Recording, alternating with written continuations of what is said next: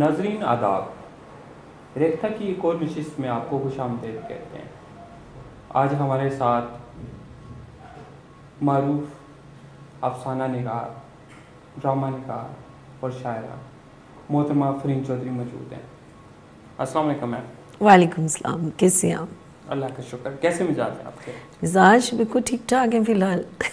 Interview शुरू होने से पहले ठीक है, उसके बाद का बाद में पता चलेगा। मैम, हम आपसे जानना चाहेंगे आपके बचपन के हवाले से, बचपन की यादें, कहाँ पैदाइश हुई? बचपन के हवाले से तो सारी ज़िंदगी यादें रहती हैं, लेकिन मैं कोयटा में पैदा हुई थी क्योंकि मेरे डैडी पोस्टेड थे कोयटा में। और उसके बाद फिर ये कि बिकॉज़ ऑफ हिज जॉब हम लोग पूरे पाकिस्तान में ही फिरे। बचपन कुछ लाहौर में गुज़रा, कुछ मीरपुर आज़ाद कश्मीर में गुज़रा, कुछ झंग में गुज़रा, उसके अलावा एबटाबाद साइड पे गुज़रा, सवात में गुज़रा। सो मैं बड़े फ़ख्र से कहती होती हूँ कि मैं बड़ी प्योर पाकिस्तानी हूँ कि मैंने बचपन में घाट घाट का पानी पिया, पाकिस्तान के घाट घाट का। जी। तो इसका मतलब है बचपन के हवाले से आपकी बहुत सी यादें हैं आपके साथ? बहुत ज़्यादा यादें हैं। और मैं समझती हूँ कि जो मेरा एक तख्लीकी अमल हुआ या वो जो जरासीम थे उनको बड़ी फलने फूलने का मौका मिला। वजह ये कि जब आप मुख्तलिफ़ लोगों से मिलते हैं, मुख्तलिफ़ कल्चर्स में मूव करते हैं, वैरायटी होती है लोगों की, मुख्तलिफ़ जब आप एक बेसिकली राइटर होते हैं, तख्लीकार होते हैं, तो आप ऑब्ज़र्व करते हैं चीज़ों को।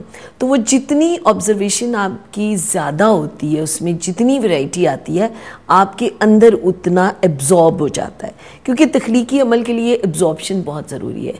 पहले आप एब्ज़ॉर्ब करते हो, आपको स्पॉन्ज बनना पड़ता है। जब आप स्पॉन्ज बनते हो, जब आप सैचुरेट होते हो, तो फिर बाहर आना शुरू होता है। और ये मैम, बाहर आने का जो अमल है, ये कब आपको महसूस हुआ कि आप ये तो बड़ी अजीब सी तख्लीकार कुछ छुपा हुआ है, कुछ लिखा है? ये आपको हैरत होगी, उस्मान में क्लास 4 में थी जब मुझे महसूस हुआ। क्योंकि उस वक्त इतना शौर नहीं था, लेकिन मुझे याद है कि बहुत बचपन से ही मेरी जो भी मैं छोटी सी कोई कहानी, मजमून या कुछ लाइनें लिखती तो टीचर्स एक दूसरे को दिखाती थी कि देखो इसने ये लिखा है, उसे मुझे समझ नहीं आती थी। लेकिन जब मैं क्लास 4 में थी तो लाहौर में थी, जूनियर मॉडल स्कूल में पढ़ती थी, तो हम लोग स्कूल की तरफ से हम लोग गए उधर चिड़ियाघर की सैर को लाहौर में। तो जब हम वापस आए तो मुझे याद है हमारी मैम ने कहा, इंग्लिश मीडियम स्कूल था, उन्होंने कहा कि आप लोग ना उर्दू में जो भी आपने देखा चिड़ियाघर में, तो एक पैराग्राफ या एक पेज लिख के लाएं, एक सफ़ा उस पर मजमून छोटा सा। मैं रात को लिखने बैठी तो एक छोटी सी नज़म कंपोज़ हो गई। कंपोज़ क्या, वो यूँ मिसरे से और रदीफ़ काफ़िया सा बन गया। मैंने सुबह जाके मैम को दिखा दिया, तो मैम ने झट अम्मी को फ़ोन किया कि इसको, तब मैं डेफिनेटली शहाबा थी, तो भी इसको आपने लिख के दिया है। अम्मी कहती नहीं, मुझे तो नहीं पता है क्या लिखती है। कहती आपकी बेटी ने तो इतनी प्यारी खूबसूरत नज़म लिखी है। खैर उसमें थोड़ी बहुत कुछ उन्होंने ठीक ठाक करके, तो मुझे याद है कि हमारे कुछ स्कूल का बैंड था, जो म्यूज़िक बैंड भी, हमारे वहाँ एक सर होते थे, उनकी थोड़ी सी टांग लंगड़ी थी, लम्बरेटा पे आते थे और हमें म्यूज़िक सिखाते थे स्कूल में बैठ। उन्होंने और मैम ने गिटपिट की और उन्होंने जनाब उसको कंपोज़ किया।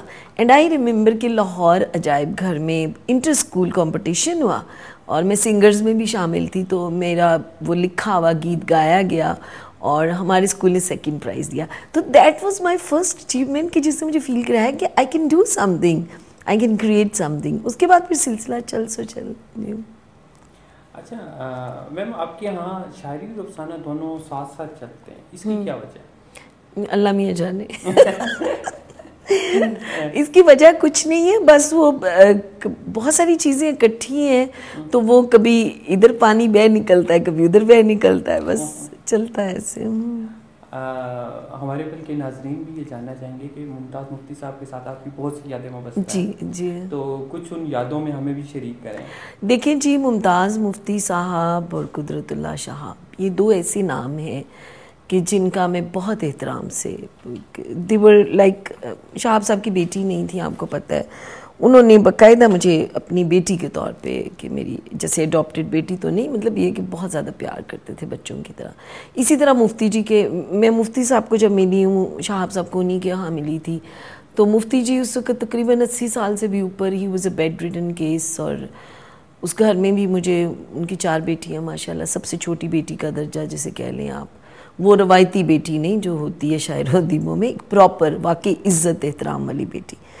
तो مطلب ان کے ساتھ مفتی جی کے ساتھ تو 14 سال مطلب ٹل ہز ڈیتھ 94 کی جب ان کی ڈیتھ ہوئی رہا, بہت کلوز. ان کی مسز کو امی جی کہتے. ڈائریکٹ تو میری کبھی ادب پہ دونوں سے بات نہیں ہوئی, صرف یہ ہوتا تھا کہ رابطہ کے اجلاس ہوتے تھے, حلقے کے اجلاس ہوتے تھے, ان میں جانا ملنا. اور جب میں مفتی جی کو ملی تو اس وقت میری کہانیاں چھپ رہی تھیں میری, تو جب میں نے ان کو دکھائیں تو انہوں نے بلکہ میرے اوپر ایک خاکہ لکھا ہے. مجھے بڑا ان کی کتاب ہے اوکھے تھے اول لڑے, اس میں انہوں نے میرا خاکہ بلبلے میرے پہ خاکہ لکھا ہے. اس میں انہوں نے خود لکھا ہے کہ جب میں چھوٹی سی یہ مجھے ملی اور میں حیران ہو گیا کہ تخلیق کار, یہ عمر اور تخلیق کاری. تو کہتے ہیں جب میں نے کہا اچھا آپ مجھے اس لیے ملی ہیں کہ میں آپ کی اصلاح کروں, تو اس نے آگے سے کہا جی نہیں, میں تو صرف آپ کو ویسے ملنے آئی ہوں. تو کہتے ہیں میں بڑا پریشان ہوا کہ میں اتنے بڑے افسانہ نگار کی نہ قدری. تو وہ میں نے, اور واقعی میں نے کبھی کسی سے, میں یہ نہیں کہتی کہ میں کوئی بہت بڑی رائٹر ہوں, نہیں, میرا بس یہ کہ جو چیز میری ہے چاہے وہ بری ہے اچھی ہے میری ہے بس. اگر اس میں کسی نے کچھ پنگا کر دیا, اس میں کچھ ڈال دیا تو وہ اوریجنلٹی ختم ہو جائے گی. تو اس کی میں نے مفتی جی کو مثال دی تھی, بڑے انہوں نے, مجھے آج تک یاد ہے, بہت شفقت کرتے تھے. میں نے کہا دیکھو مفتی جی, کہتی ہیں اے لائن ہے تو اس طرح میں نے چھین لیا ان سے افسانہ, مطبوعہ تھا. کہتی ہیں جی تو اس طرح لکھ دیں.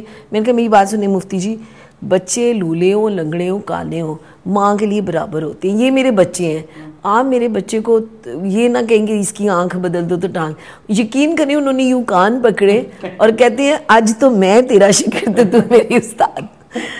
تو بس پیار تھا ان کا, لیکن ڈائریکٹ نہیں. لیکن اس چیز سے مجھے بالکل انکار نہیں کہ ایک انڈائریکٹ جو گرومنگ ہوتی ہے اتنے بڑے ادبی قداور لوگوں کے ساتھ وہ ڈیفینیٹلی آپ کو کہیں نہ کہیں سے ریڈیشن ہوتی ہے, آپ پہ اثر انداز ہوتی ہے.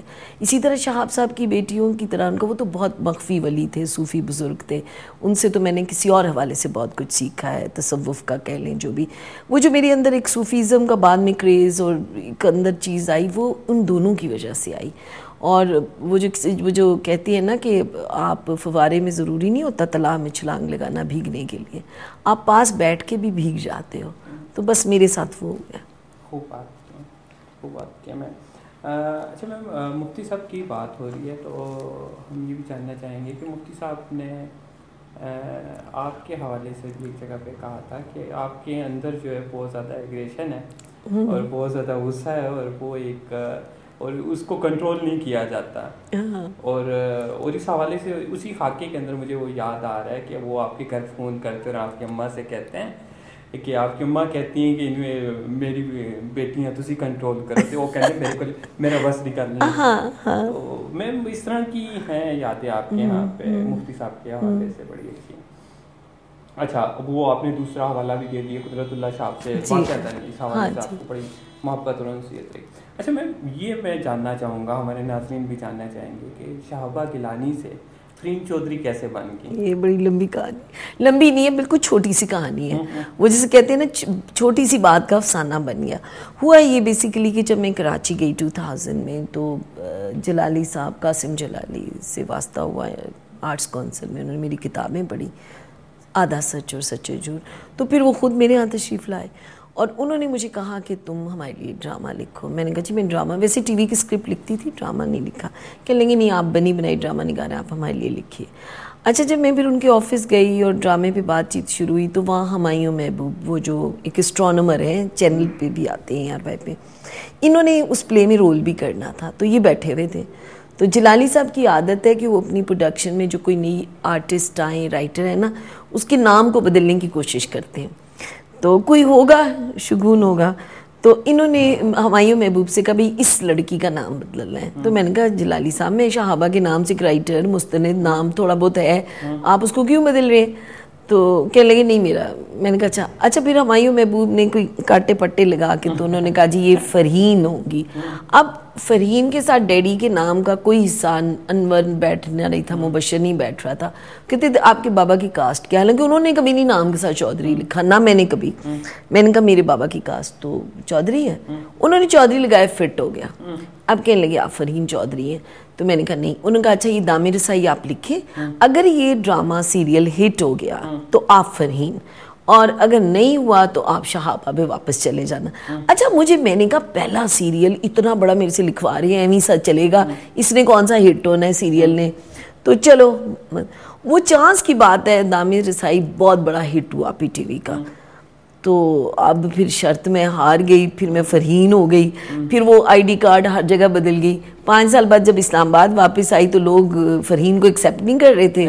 ہم تو شہابہ کو جانتے ہیں. بڑا میرے قاری بڑے ڈسٹرب ہوئے, کیونکہ بہت سارے لوگوں کو آج تک نہیں پتا کہ شہابہ گیلانی ہی فرحین چودھری ہے. بہرحال ٹائم لگے گا, دیکھیں. صحیح. اچھا میم, افسانوں اور نثر سے ڈرامے کی طرف بات چلی گئی ہے, تو میں ڈرامے ہی کی طرف تھوڑی سی بات کرنا چاہوں گا. کراچی میں آپ نے ڈرامے لکھے, ڈرامے رسائی کافی آپ کا مشہور ہے کیا ہے. پھر آپ نے مزید وہاں پہ جیو ٹیلی ویژن کے لیے بھی لکھے, پی ٹی وی کے لیے بھی لکھے. کچھ اس حوالے سے کچھ یادیں ہیں جو ڈرامے کے حوالے سے بڑی اچھی یادیں ہیں. یعنی دیکھا جائے تو قاسم جلالی اور کاظم پاشا بہت بڑے نام ہیں, انسٹیٹیوشنز ہیں ڈرامے کے, اور آئی ایم لکی کہ میرا سٹارٹ ہی میں ان کے ساتھ انٹریکشن ہوئی, انہی کے لیے لکھا. پانی پہ نام میرا لگ سٹائل دوسرا ہی سیریل جو تھا, لگ سٹائل انٹرنیشنل ایوارڈ کے لیے نومینیٹ ہوا. پھر جیو اس زمانے میں سٹارٹ ہو رہا تھا, شفیق کوٹ سے سٹارٹ ہوئے. میری کتاب, چونکہ میرے ٹی وی پہ 2-3 بڑے اچھے سیریل گئے, جیو والوں نے مجھے بلایا, عمران اسلم نے. میری کتابیں سچے جھوٹ آدھا سچ انہوں نے پڑھی, پھر انہوں نے بہت پسند کیا. انہوں نے اس وقت وہ فیروز کامران تھا وہاں پہ, آمنہ بابر تھی, احسن تالش تھا, اور شکیل عادل زادہ تھے اسکرپٹ ایڈیٹر. انہوں نے مجھے کہا کہ جی آپ یہ کتاب, عمران اسلم نے پرسنلی پڑھی, nice, he is very creative. انہوں نے پڑھی اور انہوں نے کہا کہ جی فرحین آپ فلاں افسانے کو نا اپنے ٹیلی فلم کی فارم میں لائیں. وہ کیے, چانس کی بات ہے, تھوڑا سا بیٹر ایکسپیرینس ہوا کہ وہ میرے 2-3 پہ تو ڈرامے بنے, باقی اسکرپٹ ہضم ہو گئے, اللہ جانے کہاں گئے. جب ان کی انکوائری کی تو بڑے ناخوشگوار حالات پتہ چلے, تو اس کے بعد پھر میں نے توبہ کر لی جیو کے لیے لکھنے سے. پھر ڈاکٹر انور سجاد آئے اسکرپٹ ایڈیٹر, انہوں نے مجھے بہت کہا, جانتے تھے بچپن سے. میں نے کہا نہیں بس اب میں تو بس پی ٹی وی کے لیے کافی مطلب کامیڈی سیریل بھی لکھے, جس میں مجھے بڑا میں سمجھتی ہوں اعزاز ہے حاصل ہے. میں اس قابل نہیں ہوں, لیکن میرے پہلے ہی کامیڈی پلے تم کیا ملے, عید اسپیشل پلے تھا پی ٹی وی سے جو چلا تھا, اس میں معین اختر نے اور جمشید انصاری مرحوم دونوں, اب اللہ ان کو جنت نصیب کرے, دونوں نے وداؤٹ اینی چینج اس اسکرپٹ کو ایکسیپٹ کیا اور اس کو کیا, اور وہ بڑا پاپولر. یعنی عید کے 3 دنوں میں کوئی 7-8 دفعہ وہ پلے دکھایا گیا, اس کا نام تھا تم کیا ملے. تو یہ میری بڑا. پھر برگ و شجر میرا کشمیر ایشو پہ, اٹ واز اے سمبولک پلے, وہ اتنا پاپولر گیا کہ اس سے انہوں نے باقاعدہ نیشنل آرٹس کونسل میں بڑی اسکرین پہ دکھایا, اور تمام کراچی کی جتنی ایلیٹ تھی, بڑے بڑے انٹلیکچوئلز, ایون سید مہدی صاحب جو امبیسڈر بھی رہے اور جو قائد اعظم کے ساتھ ایز اسٹوڈنٹ لیڈر شامل تھے, انہیں بلوایا گیا. ٹی وی کے بڑے بڑے کرتا دھرتا کراچی کے دے وہ دیئر, اور وہ بڑی اسکرین پہ دکھایا گیا. اور لٹرلی میں سمجھتی ہوں اس پلے کو لکھا میرے خیال میں اللہ نے لکھوایا کہ اس برگ و شجر کو کہ اسکرپٹ کو پڑھ کے سبحانی بھائی یونس جو ٹی وی چھوڑ چکے ہیں, بڑے پرانے سیزن, انہوں نے اسکرپٹ پڑھ کے اس میں حامی بھری, مین رول انہوں نے کیا. اور اس کے بعد سعید مہدی جب پلے ختم ہو گیا, اسی طرح اسکرین لگی ہوئی تھی, تو میرے پاس آئے, اور مجھے آج تک یاد ہے انہوں نے, ان کے پاس پتہ نہیں 100 روپے کا کہ 1000 کا نوٹ تھا, تو میرے آگے کیا. مجھے کہتے ہیں بیٹا اس پہ آٹوگراف دے دو. میں نے کہا مہدی صاحب میں نے تو آپ سے آٹوگراف لینا ہے کہ آپ قائد اعظم کو آپ نے دیکھا ہوا. تو میرے سر پہ ہاتھ پھرا اور آنکھوں میں ان کے مجھے آنسو نظر آ رہے تھے. تو مجھے کہتے ہیں فرحین تم نے یہ پلے لکھ کے نا بس پاکستانی ہونے کا حق ادا کر دیا, اب تم کچھ بھی نہ لکھو تو تم نے بہت لکھ لیا. مطلب اتنا میں تو سمجھ رہی تھی, میں اتنی انکریج ہوئی اس چیز سے کہ اگر یہ بڑی خوبصورت یادیں ہوتی ہیں آپ کی, کیسی اچیومنٹس کے جن کو پیسوں سے نہیں آپ کوئی کمپیئر نہیں کر سکتے. ہاں جی میم ڈرامے سے میں پھر آپ کو افسانوں کی طرف لاؤں گا. آپ مجھے اب وہ پنگ پونگ کی بال بنا لیجیے. میم افسانہ, اچھا میم میں بلکہ افسانے مزید ڈیٹیل میں بات کرنے سے جاننا چاہوں گا, آپ کی جو افسانوں کی کتابیں ہیں ان کے نام کیا, اس کی کیا ہے کہ آدھا سچ, کڑوا سچ, میٹھا سچ, یہ کیا یہ پتہ نہیں کیا ہے, مجھے خود نہیں پتا, لیکن سچے جھوٹ, آدھا سچ اور میٹھا سچ یہ سیریز ہے میری 3 کلیکشن کلیکشن آف سٹوریز ہے, جس کی کہ ابھی میٹھا سچ کی تو ٹرانسلیشن بھی ابھی آئی ہے, شوگر کوٹڈ. ایکچولی سچ کی تلاش ہے نا عثمان, ہر شخص سچ کی تلاش میں ہوتا ہے، لیکن جو جینوئن تخلیق کار ہوتا ہے نا، اس کی تو شاید زندگی، اس کی تخلیقی عمل، یہ سب بیسیکلی سچ کو کھوجنے کا سفر ہے۔ اب راستہ آپ کون سا اڈاپٹ کرتے ہیں، دیٹ ڈیپینڈس، آپ کس راستے سے اس سچ کو ڈھونڈ رہے ہوتے ہیں۔ جیسے اب لوگ کہتے ہیں جی، اب آپ دیکھیں جو صوفیہ کرام تھے، پوئٹ تھے نا، پوئٹس ہیں نا، پوئٹری کے تھرو دنیا لوگوں میں پہنچے، ماسز میں، اور ان کی پوئٹری آپ دیکھیں تو کیا ہے، تلاش حق ہی ہے نا۔ تو تلاش حق کیا ہے، سچ کی تلاش، بس۔ صحیح۔ اچھا میم، آپ کے افسانوں کی ایک بڑی خوبی یہ ہے کہ آپ کے جو افسانوں کے کردار ہیں وہ بڑے چلتے پھرتے نظر آتے ہیں، تو اس کی کیا وجہ ہے، کیا آپ سمجھتے ہیں؟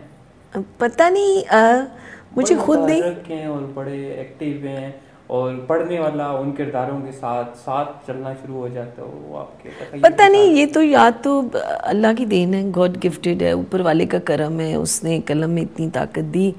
لیکن یہ کہ کچھ آبزرویشن کا بھی ہوتا ہے، جیسے میں نے بتایا نا، تو میں بچپن سے پھرتی ہوں، پاکستان پورا پھری، پھر اس کے بعد پوری دنیا تقریباً پھر چکی ہوں، چائنا جاپان کے علاوہ، پھر انڈیا سارک کے اس میں جاتی ہوں، تو آبزرویشن میری بہت ہوتی ہے۔ میں لوگوں کو، جیسے اب میں روڈ پہ جا رہی ہوں نا، کئی دفعہ مجھے فیملی والے کہتے ہیں، اشارے پہ گاڑی رکی ہے نا، ابھی گاڑی میں کوئی ذرا ڈفرینٹ سا مجھے بندہ نہیں، میں اسے دیکھے جاؤں گی۔ اب کئی دفعہ مجھے فیملی والے کہتے ہیں ایسے مت دیکھو، وہ کیا سمجھے گا۔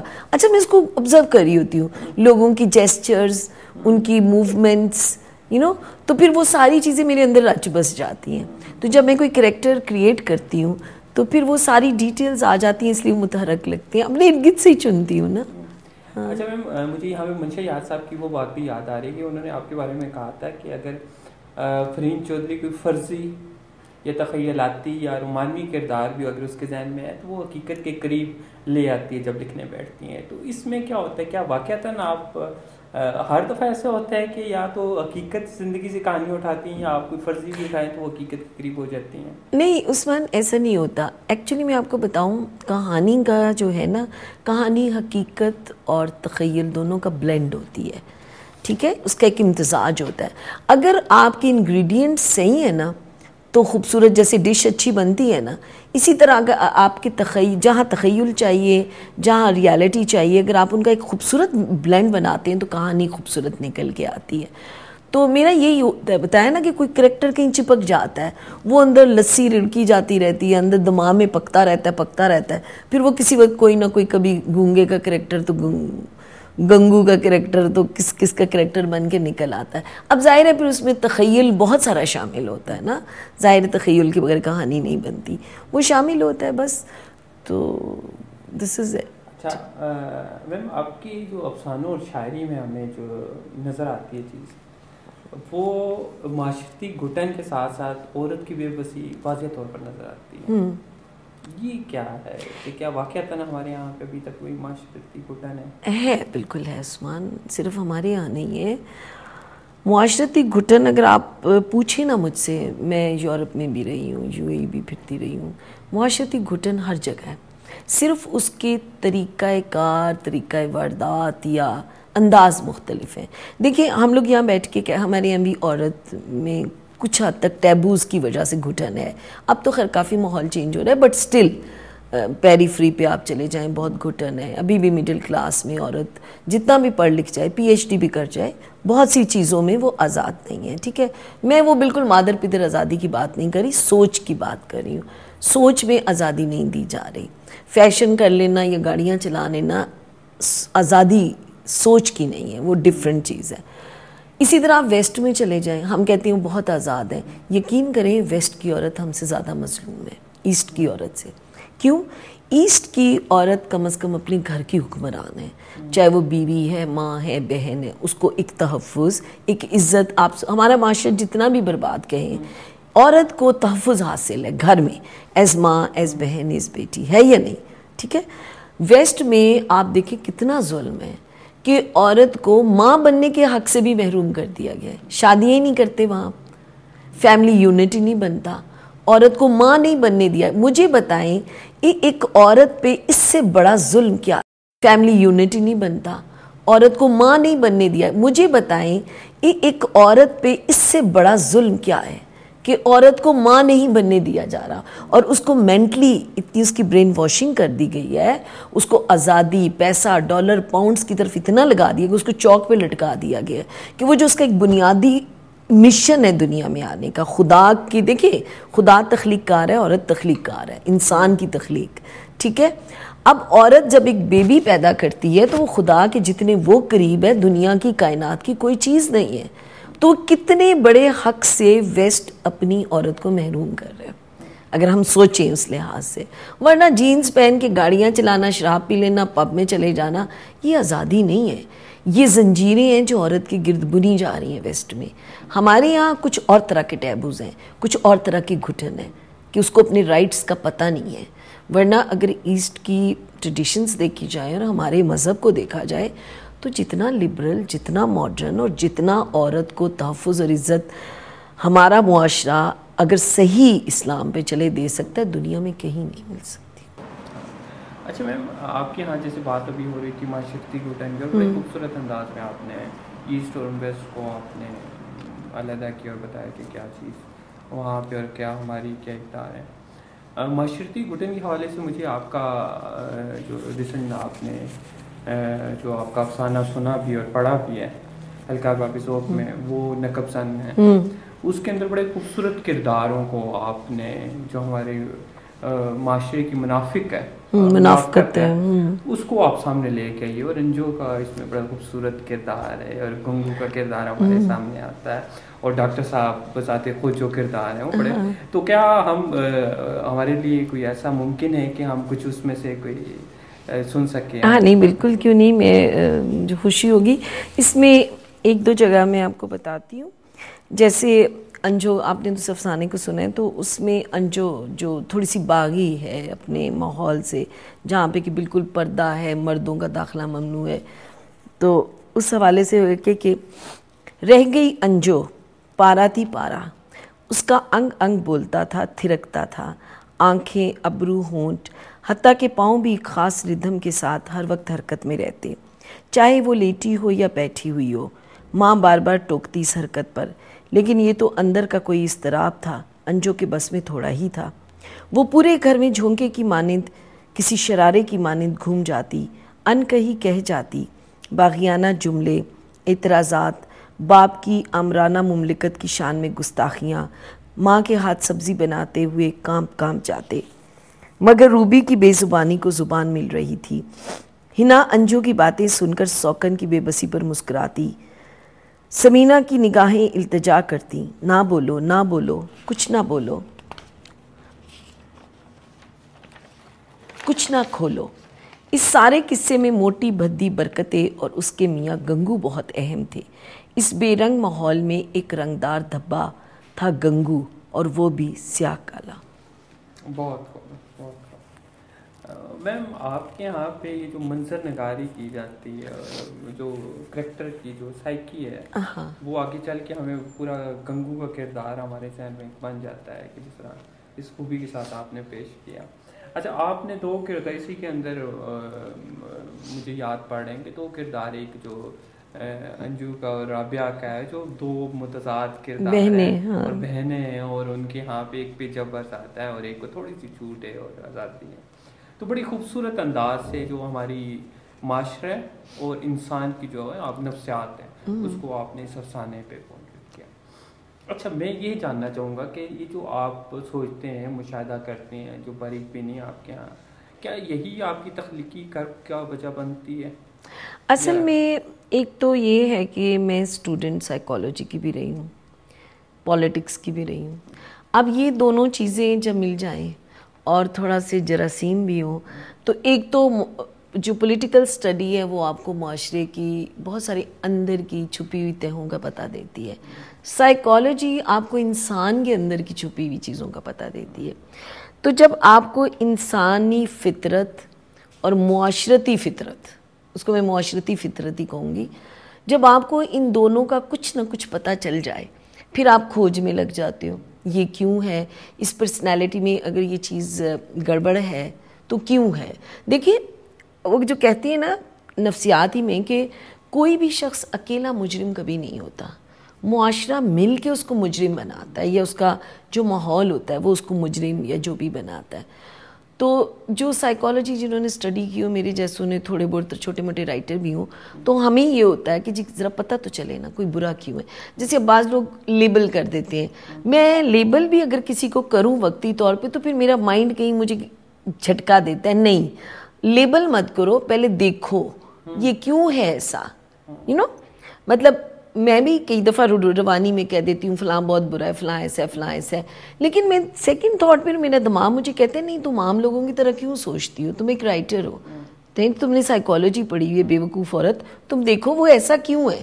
سو دین میں اسٹڈی کرتی ہوں کہ اگر ایک بندہ ایسا ہے، ریئیکٹ کر رہا ہے. دیکھیں مختلف وقت میں عثمان عالم آپ کے سامنے شعر آئے، عثمان عالم کا ریئیکشن کچھ اور ہوگا، میرا کچھ اور ہوگا، کسی اور کا کچھ اور ہوگا، کوئی چھپ جائے گا، کوئی چیخ پڑے گا، کوئی بے ہوش ہو کے گر جائے گا.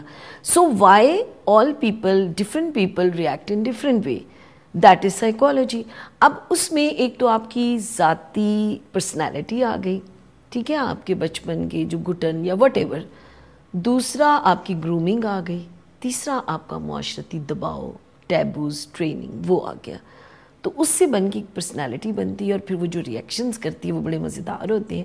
ہر بندہ ڈیفرنٹ ریئیکٹ کرتا ہے، ٹھیک ہے نا. ایک ہی ماں باپ کے ساتھ اب آپ دیکھیں کوئی بہن بھائی ایک جیسے نہیں ہوتے، حالانکہ وہ سیم ماحول میں پل رہے ہوتے ہیں، سیم معاملے، لیکن کبھی بھی وہ ایک جیسے نہیں ہوتے.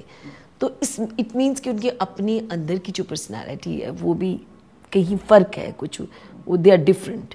تو وہ پھر ڈفرینٹ ریئیکشنز ہوتے ہیں، ان کو اسٹڈی کرتے ہیں. میم اس کا مطلب ہے کہ ہماری جو نفسیات ہے وہ انسان پہ کس طرح اثر انداز ہوتی ہے. بالکل ہوتی ہے. ایک تخلیقار کے لیے نفسیات کا جاننا بھی کتنا ضروری ہے، آپ کی اسی بات سے بالکل بالکل. ہاں تو اچھا یہ بتائیے کہ ہمارے یہاں پہ ایک جو مکتبہ فکر ہے جو سوچتا ہے اور سمجھتا ہے کہ مختلف ایک جو تخلیقار کے لیے مختلف علوم کا ہونا یا پڑھنا یہ سمجھنا بہت ضروری ہے. کیا آپ اس سے اتفاق کرتے ہیں؟ یہ صرف ادب جو تخلیق کرنے والے کو صرف ادب تک رہنا چاہیے؟ نہیں، میں سمجھتی ہوں کہ نالج ہونا چاہیے، اور یہ نہیں کہ وہ نالج بہہ نکلے. اگر تو آپ ایبزارب کر رہے ہیں نالج کو پھر وہ یوزفل ہے، وہ فائدہ مند ہے. لیکن اگر آپ صرف کتابیں لاد رہے ہیں، صرف جگہ جگہ حوالے، آپ نے دیکھا ہوگا مختلف حلقوں میں کہ لوگ ان چیزوں کو انہیل نہیں کرتے، ان کو ڈائجسٹ نہیں کرتے، صرف لوگوں کو مروب کرنے کے لیے حوالے بڑے بڑے ناموں کے، بڑے بڑے رائٹرز کے دیتے ہیں. میں اس چیز سے کبھی امپریس نہیں ہوتی.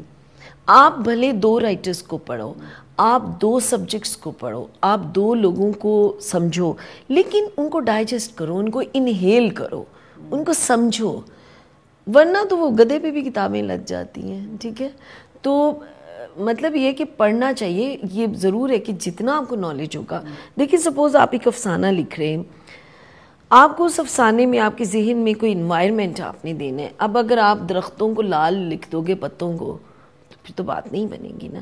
آپ آکسیجن، کہیں آپ نے آکسیجن کی شدت بتانی ہے، اگر آپ کو اوزون کا نہیں پتا تو آپ کون سا لفظ یوز کرو گے؟ ٹھیک ہے. سو بات یہ کہ آپ کی ڈکشن، آپ کی ووکیبلری تبھی بڑھے گی جب آپ کے پاس نالج ہوگا بہت سارے سبجیکٹس کا، بہت ساری چیزوں کا. تو میرے خیال ہے نالج کبھی نقصان نہیں دیتا اگر انہیل کیا جائے. شرط یہ ہے کہ انہیل کیا جائے. اچھا میم، میں کیونکہ آپ لوگوں کے بہت قریب رہی ہیں، آپ نے تخلیق کے اندر بھی آپ کی ہے، آپ مختلف تنظیموں اور عالمی تنظیموں اور یہاں کی نجی تنظیموں کے ساتھ سے بھی وابستہ ہیں، اس حوالے سے کچھ بتائیے گا. میں جی دیکھیں حلقہ ارباب ذوق کی تو بہت چھوٹی سی تھی کالج میں، تب ممبر بن گئی. اس کے بعد کافی ینگ ایج میں اس کی بلا مقابلہ منتخب ہونے والی 2nd لیڈی سیکٹری تھی فیمیل. سب سے پہلی سہولت رضا تھیں کسی زمانے میں، ان کے بعد میں تھی. اس کے بعد رابطہ ایک بہت ہی مشہور تنظیم تھی جس میں 20 سے زیادہ ممبرز نہیں تھے الاؤڈ، اور ان کی پوری چیکنگ ہوتی تھی. اس میں اشفاق احمد، پرتو ہیلا، ضیاء جلندری مرحوم، پھر مفتی صاحب، قدرت اللہ شہاب، افتخار عارف، رشید امجد، اس لیول کے لوگ تھے، منشا یاد. اور آپ یہ سوچیں کہ میری خوش قسمتی کہ میں چھوٹی سی اس اسٹوڈنٹ یونیورسٹی کی میں رابطہ کی ممبر بنا دی گئی تھی، جس پہ میرے بہت سارے ہم اثر لوگوں کو تکلیف بھی ہوئی تھی. تو مجھے یاد ہے کہ ممتاز مفتی نے ایک بات بولی تھی منشا جات نے، انہوں نے کہا تھا کہ تم لوگ کو نہیں پتا کہ اس بچی میں کتنا سپارک ہے، یہ رابطہ کی ممبر بن سکتی ہے. اور پھر اس کے بعد یہ بھی ہوا کہ رابطہ کی میں جنرل سیکرٹری بھی بنائی گئی. پھر مفتی جی کی ڈیتھ کے بعد رینیو بھی اس کو میں نے کیا، دوبارہ میں اس کی جنرل سیکرٹری بنی. لیکن پھر وہ بہت سارے سینئر جو اس وقت تھے اس کے ممبرز، کچھ اللہ کو پیارے ہو گئے، جو ہیں وہ اب بہت they are too old age, اب وہ نہیں اس کو، تو وہ پھر بیچ میں بات رہ گئی. اس کے علاوہ میری اپنی ایک literary art and cultural syndicate لیکس ہے جس کی میں چیئر پرسن ہوں. ہم لوگ ایک این جی او رجسٹر میں نے کرائی ہے جس میں ہم لوگ آرٹ اور کلچر کے تھرو اویئرنیس، ایجوکیشن کے بارے میں، سوشل ٹیبوز کے بارے میں، ہیلتھ کے بارے میں ہم یہ پلان کر رہے ہیں کہ انٹریکٹیو تھیٹرز کیے جائیں، کوئی مشاعرے کیے، مطلب ایسے کام لٹریچر کے کیے جائیں جس کے تھرو ہم اویئرنیس پھیلا سکیں. اس کے علاوہ سارک رائٹرز کی جو دلی میں بیسڈ ہے فاسول اجیت کور جس کی چیئر پرسن ہے، اس کی میں پاکستان میں چیف کوآرڈینیٹر بھی ہوں. تو میں 3-4 سال سے انڈیا باقاعدہ سال میں 3-4 دفعہ جاتی ہوں ڈیلیگیشنز لے کے، اور یہاں سے لوگوں کی چھانٹ پھٹک کر کے اچھے لوگوں کو لے کے جاتی ہوں. پھر صوفی پرفارمرز لے کے جاتی ہوں، لال شاہ کے مزار سے ڈھول والے، پھر یہاں پہ ایک صوفی پرفارمر ہے انہیں لے کے جاتی ہوں. تو وہ ایک طرح سے یہ سمجھ لیں کہ ایک پیس کی طرف. پھر گڈ گورننس فورم ہے جو ایک 30 سال پرانا تھنک ٹینک ہے، جو پہلا پاکستانی تھنک ٹینک جو یو این کے ساتھ رجسٹرڈ ہے، اس کی میں گڈ ول ایمبیسڈر بھی فار پیس ہوں، گڈ ول ایمبیسڈر فار پیس. بس اس طرح یہ چھوٹی چھوٹی بس کچھ لگی رہتی ہوں کہ کچھ ہوتا، کوئی پازیٹیو کام ہوتا رہے بس. ہاں جی. اچھا میم، اسی سے مجھے یاد ہے کہ امن اور جو شانتی ہے، یہ پیس ہے، یہ ادب میں کتنی اہمیت رکھتا ہے کہ ادب کو آپ کہاں پہ اس کو کس طرح آپ ادب کے ذریعے آپ کریٹ کر سکتے ہیں لوگوں کو پازیٹیو بیہیویئر کی طرف، پرو ہیلپنگ بیہیویئر کی طرف. اس حوالے سے کیا کہتے ہیں؟ میرا تو خیال ہے کہ عثمان ادب بہت بڑا رول پلے کر سکتا ہے، کیونکہ دیکھیں ادب کی کوئی سرحد نہیں ہوتی، آرٹ کسی بھی قسم کا ہو. اور ادب جو ہے وہ اگر ہمارے یہی تو بڑا مسئلہ ہے نا کہ ٹرانسلیشنز نہیں ہوتی، مینیوسکرپٹ ڈفرینٹ ہو گئے، زبانیں ڈفرینٹ ہو گئیں. ایون میں اب کام کر رہی ہوں، میں اور نیپال کے ایک رائٹر ہیں کیشب سیڈل، ہم لوگ مل کے anthology of Pakistani and Nepali poets ہم لوگ کر رہے ہیں. اس پہ ہم لوگ کام کر رہے ہیں جس میں یہ کہ وہ نیپال سے انگلش میں ٹرانسلیٹ کر رہے ہیں اچھی شاید کوئی، میں ادھر سے انگلش میں.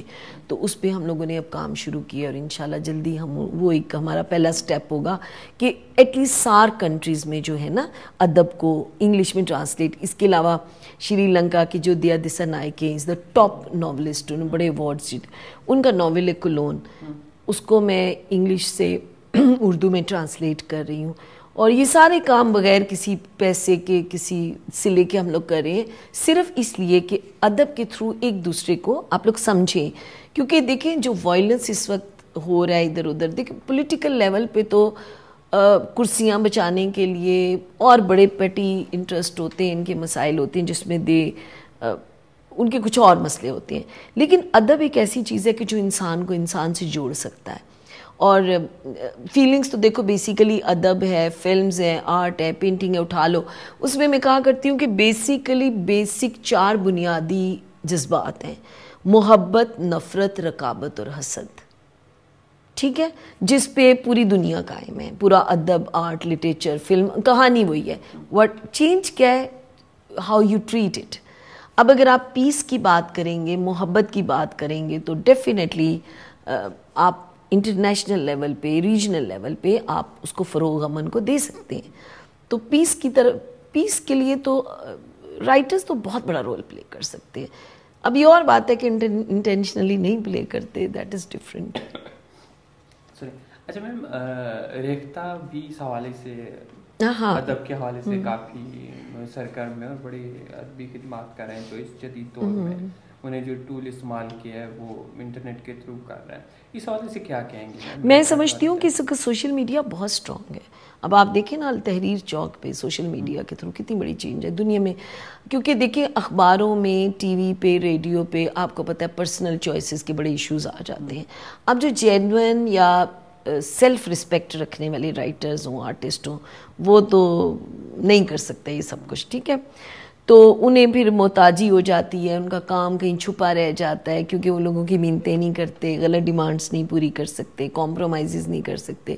سوشل میڈیا کا ایک بہت اچھا پازیٹیو رول ہو کہ انہوں نے لوگوں کو وہ جو ان کی امبریلا اوپر تنی ہوئی تھی نا بڑی بڑی خوفناک قسم کی، ان سے چھٹکارا لوگوں کو. نئے آپ لوگ بڑے خوش قسمت ہو، اور میں سمجھتی ہوں کہ ان چیزوں نے ہمیں بھی بڑا فائدہ دیا. تو جیسے ریختہ کا ہے تو یہ دے آر بہت بڑا کام کر رہے ہیں، میں سمجھتی ہوں بہت اچھی بات ہے. جیسا وہ یہ کہ سارے لوگوں کو اب یہ تو نہیں دیکھ رہے نا انڈیا میں پاکستان میں جہاں بھی ہیں، ویئر ایور دی فائنڈ کہ اردو ادب ہے، کتابیں، لوگ متعارف ہو رہے ہیں ایک دوسرے سے فری آف کاسٹ. تو میں تو سمجھتی ہوں یہ ادب کی بہت بڑی خدمت ہے. اور دوسری بات یہ کہ ایک طرح کی ٹریننگ بھی ہو جاتی ہے. جب آپ کو لائبریریز میں جا کے خریدنا کتابیں، وہ بھی ایک لمبا مسئلہ، معاشی، پھر ٹائم نکالنا. لیکن جب آپ کو نیٹ پہ کتابیں بھی اویلیبل ہیں، آپ کو رائٹرز کی ساری ان کی ڈیٹیلز اویلیبل ہیں، سارا کچھ ہے، تو پھر لوگ کیوں نہیں پڑھیں گے؟ تو یہ ایک بہت بڑی ادب کی خدمت ہے. اینڈ آئی تھنک کہ اس طرح اور لوگوں کو بھی سوچنا چاہیے.